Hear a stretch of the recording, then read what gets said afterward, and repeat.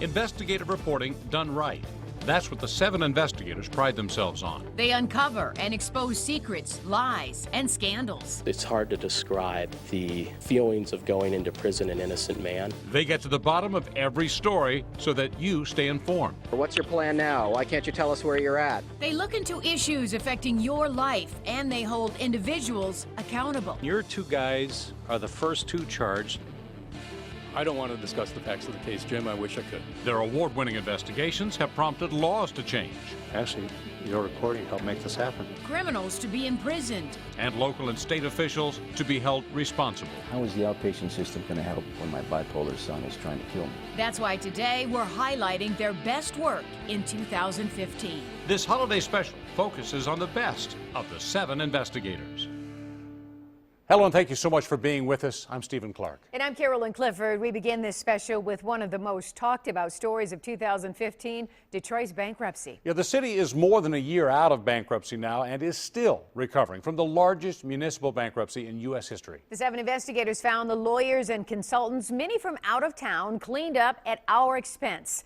And finally, this year, 7 investigator Jim Kirchner talked with the now retired judge who approved all those bills. Donald Smith has been plenty angry about Detroit's bankruptcy, especially how deals have been cut to slash his pension and health care benefits. But somehow he'd come to terms with it until he saw what we found in the bills for all those lawyers and consultants. $297 to attend the mayor's State of the City speech.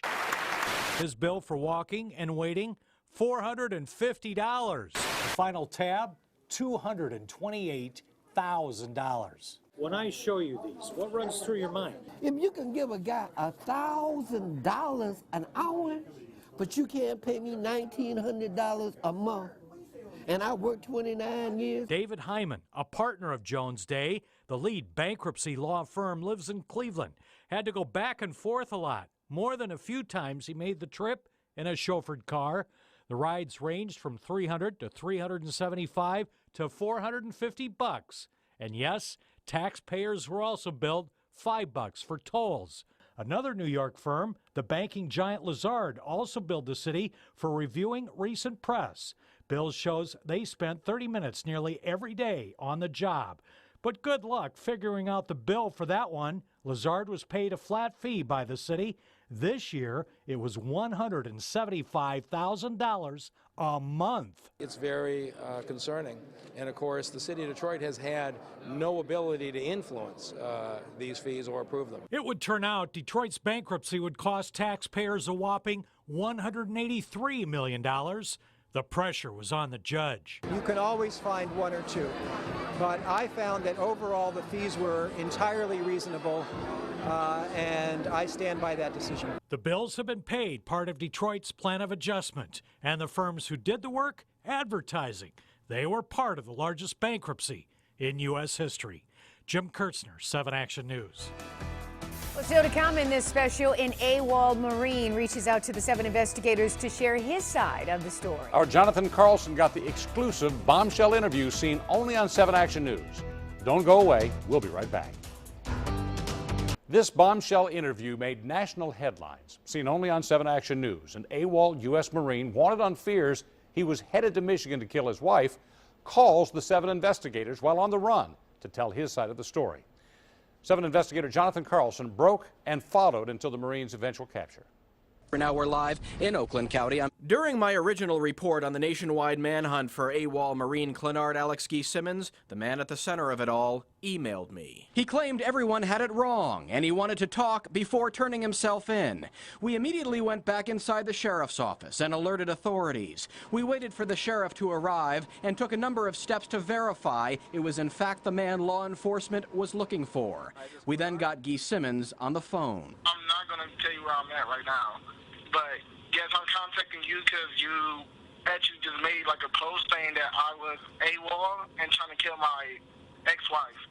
That is not accurate at all. Earlier today, the 7 investigators first broke the news that the Marine was considered AWOL by the military. They said he escaped from a lockdown at North Carolina's Camp Lejeune, where he was detained after threatening to travel to Pontiac, Michigan, to kill his estranged wife. The military also said he could be armed with an AK-47. Law enforcement all over the East Coast and Midwest have been hunting him ever since. His wife in Pontiac moved to a safe location. No, I am not armed. You're not armed at all? No. Here's his side of the story. I left base. I was not on lockdown. I was not detained. I left base because I have other issues going on right now, but I left base from just stress. I just didn't want to be there at the moment. They took my Facebook post and blew it out of proportion. So what was on your Facebook? Probably something of the sort. Has somebody ever made you so mad that you feel like wiping out them and their whole entire family? Do you regret saying that? Yeah, of course. Clearly, I'm nowhere near Michigan. Did you have any plans to come here? No. Well, I made posts saying that I was probably going to go to Michigan just so they won't look for me. So what's your end game here? What's your plan now? Why can't you tell us where you're at if you didn't do anything wrong? Well, I'm going to turn myself in, but just not right now. So who are you going to turn yourself into? Well, I'm going to drive back onto base and right there at the main gate tell them where I'm at. Okay, so you're still in North Carolina then? No, I'm not in North Carolina, but I'm close to North Carolina. Sheriff Mike Bouchard, listening to our conversation, reacted. They told us that there was information that he had threatened to kill his wife and had an AK-47 and was on the way here. Okay. That's a little more than something was taken out of context. If what he's saying is true, he could turn himself in right now and put an end to this. Our reporting of this story is being used in the criminal case against Guy Simmons. At last check, he's being held at Camp Lejeune in North Carolina. I'm Jonathan Carlson, 7 Action News. And coming up, the 7 investigators uncover how Child Protective Services targeted a local family. Our Heather Catallo has new developments in the saga of baby Naomi. Plus, here's a story that made national headlines when more than 200 students from the University of Michigan trashed a Michigan resort. 7 investigator Jim Kirchner exposes how the resort sat by idly while it happened. We'll be right back. A local man convicted of abusing his baby daughter is maintaining his innocence. Throughout the year, 7 investigator Heather Catallo exposed how Child Protective Services targeted a Brighton family, including putting the baby's mother on a secret list, even though she was cleared on all charges. Here's Heather with the latest in the saga of baby Naomi. Both Josh and Brenda Burns deny that they ever hurt their daughter, Naomi. It's been the hardest thing I've ever been through in my life. Naomi is now almost 2, but when she was only 10 weeks old, the baby had to be hospitalized after suffering from seizures and severe vomiting. Medical experts say Naomi had injuries from vacuum suctioning during a very difficult labor. Watching my wife go through what she went through to bring our daughter into the world, it gave me a tremendous, a new love for my wife. But a doctor at U of M said the bleeding they later discovered between Naomi's brain and skull was caused by abuse. Josh admits that Naomi slipped off his knee last March, but says he caught her before she hit anything. Livingston County CPS workers accused both parents of child abuse, and they put Naomi in foster care. A jury later cleared Brenda, and she now has custody of her daughter. Josh was convicted of felony child abuse last January, but both parents maintain that Josh is innocent. Brenda told us she has lost all faith in the judicial system. I am in fear. I have nightmares at night. Is there a Josh with you? Brenda's lawyer says this raid on her home the night of Josh's criminal conviction prompted the mother to fear that CPS was coming after Naomi again. I'm with CPS. That's why attorney Elizabeth Warner sent this letter to CPS, telling CPS that Brenda was moving, and if they needed to talk to her, CPS could go through Warner. The result? CPS filed a new petition against Brenda, demanding she give them her address. It has all the makings of a personal grudge. Somebody in that Livingston child welfare system is upset at losing the civil trial against the mother. Warner is outraged that even though Brenda Burns was cleared, CPS still put her on their secret list of child abusers called the Central Registry. Warner says under the law, Brenda should not have been placed on the registry, which will prevent her from resuming work as a registered nurse. So they're trying to destroy her emotionally, financially, legally, any way they can. Take a close look at the letter from CPS telling Brenda Burns that she's on the registry as a person responsible for severe physical injury, shaken baby syndrome, physical abuse. And while the date of the notice says April 23rd of 2014, the CPS caseworker did not sign it and send it until January of 2015. Warner says the new law requires CPS to notify you within 30 days of their investigation that you're on the registry, not 9 months later like this. They put her on the registry when there's a 2014 law that says they can't do that. On the same day that Brenda Burns had to fight that order from CPS in court last March, Josh Burns faced the same judge to learn his fate from his child abuse conviction. Judge Miriam Kavanaugh could have put him in prison for a decade.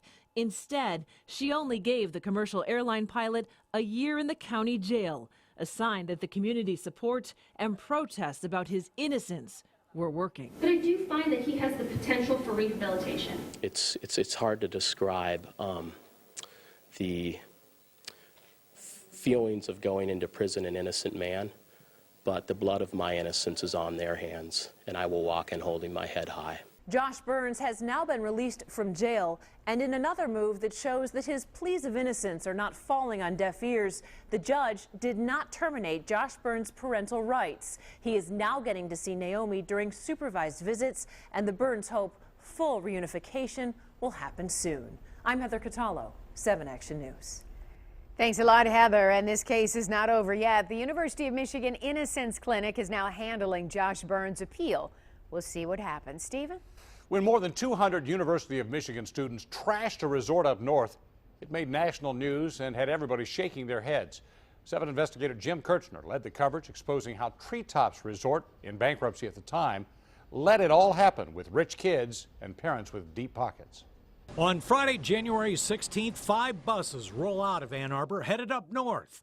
And what could be called a class in destruction 101. Treetops, Michigan's most spectacular resort. For the bankrupt resort, the buses were gold. 270 students from the University of Michigan, a weekend getaway for the Sigma Alpha Mu fraternity and Sigma Delta Tau sorority. It turns out they had been here the year before and trashed it the year before. It is not unusual for large groups, particularly large groups of students, to accidentally break a table or knock over a lamp, the resort boss told us in a statement. But get this, state police reports show it was Treetops that invited the fraternity back this year with $7 grand in upfront deposits. The frat president and treasurer were giddy, sending 2 checks and handwritten notes. Thanks again for your cooperation. Looking forward to our stay. It's pure Michigan. For security officers at the resort, the students were pure trouble. According to a state police report, the direction provided to the security officers was to keep the fraternity on one side of the inn building. If they remained on that side, they were pretty much free to do what they wanted, short of burning the building down. Make sure nobody gets killed and make sure nobody gets hurt. The front desk manager also on video. Out of the whole time I've ever been there, I've never seen anything like it. By the end of this year, the frat president, Josh Kaplan, and treasurer, Zach Levin, would plead guilty to misdemeanors, providing a place for minors to drink. A couple of other students, including Matthew Vlasic, also pleaded their cases and cooperated with authorities, still casting a wide net. I would say probably somewhere in the neighborhood of anywhere between 5 and 9, maybe more, depending on some additional information that we're waiting on. We've all seen the pictures. It was massive, and your 2 guys are the first 2 charged. I don't want to discuss the facts of the case, Jim. I wish I could. The resort is still suing students to pay $225,000 in damage that includes alleged loss of business and reputation. Treetop's already collected $200,000 in insurance. The judge in the misdemeanor cases has limited all of the students' restitution to a total of only $25,000. That's the amount of the deductible of the resort insurance. So going into the new year, pending cases are over. What is the correct amount of damage and who else could be charged? Jim Kurtzner, 7 Action News. Still ahead in this special, our Ross Jones exposes the weaknesses in our state's mental health system and how countless men, women, and children fall through the cracks each and every year. Waiting for disaster is right after the break. For more than a year, 7 investigator Ross Jones dug deep into the state's mental health system, exposing how so many men, women, and children just fell through the cracks. And those stories led to real change that is still making its way through Lansing. Earlier this year, Ross moved to our Scripps Washington bureau, but the results of his stories are still being felt statewide. Ross Jones joins us now from our nation's capital. We called this series Waiting for Disaster because when it comes to treating those suffering from a mental illness in Michigan, real help often only comes after a crisis. It's a system that sometimes leaves the care of our most vulnerable in their own hands.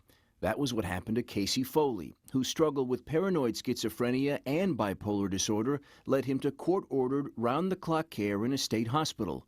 That was until one day when he asked a jury of his peers to order his release. We're back in the record in the matter of Casey Foley. Over a 2-day trial, a team of therapists and psychiatrists took the stand, all testifying that Casey couldn't live on his own. Only one witness said otherwise, and that was Casey. Listening to his testimony, I never thought the jury would find that he didn't need treatment. But they did. After only 2 hours, 8 jurors decided Foley was no threat to himself or anyone else.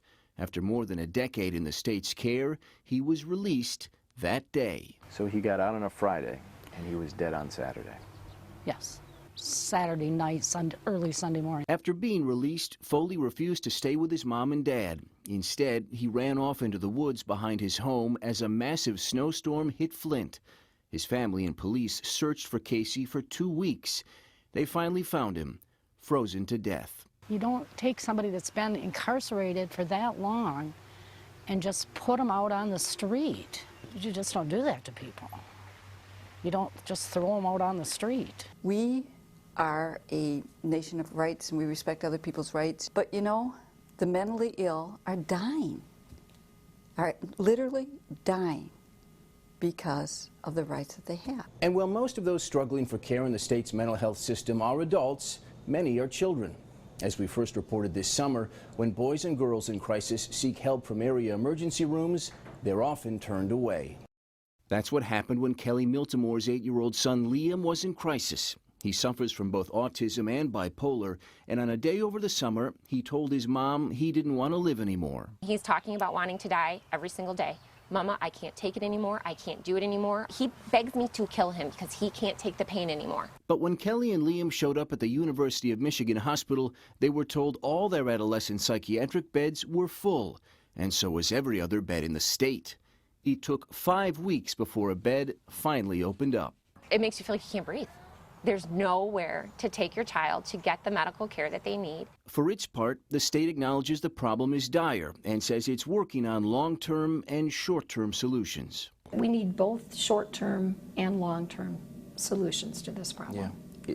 What is the short-term solution when I go to the hospital today for my son who's suicidal and I'm told we don't have a bed today, we won't have a bed tomorrow, and there are no beds in the state? What is my short-term answer then? Short term, we have to work with the broader healthcare community, the emergency room, the inpatient center, the state. But for all that's wrong inside the state mental health system, there are real signs of progress.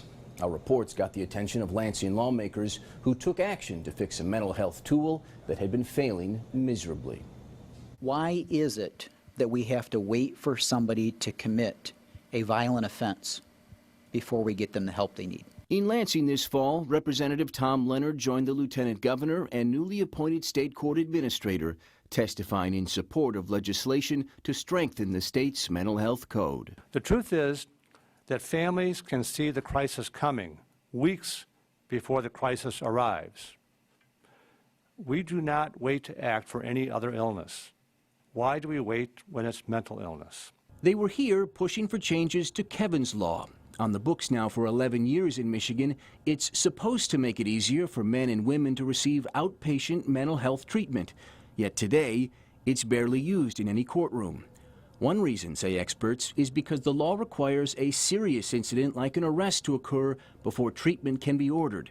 But under this proposed legislation, a family member could seek mental health services for a loved one before a crisis ever happens. If any of you have not heard of or heard from Ross Jones, who's an investigative reporter from Detroit. And our reporting on the failures of the law and the state's mental health system were discussed at today's hearing.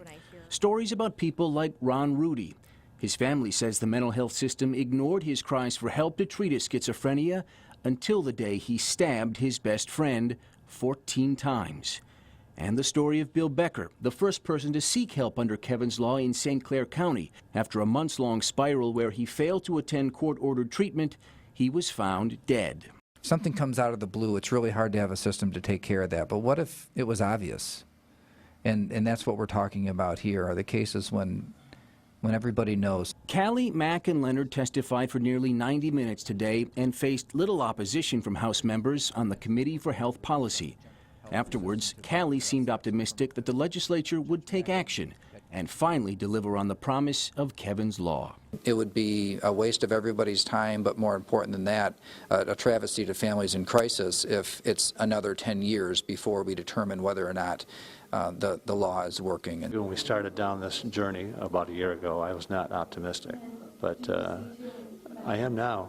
I think we've made I think the opportunity for change is here, and I think actually your reporting helped make this happen. That bill was voted out of committee, and when it went to the full House, it passed 103 votes to 2. It now moves to the state Senate, where it's expected to receive strong support. At the Scripps Washington Bureau, I'm Ross Jones for 7 Action News. Getting action. Thank you, Ross, and thank you all for joining us. That concludes our recap of the best of the 7 investigators. Remember, if you have something you want the 7 investigators to look into, just call the number right there on your screen, 248-827-9252, or send an email to tips@WXYZ.com. Have a great holiday, everyone.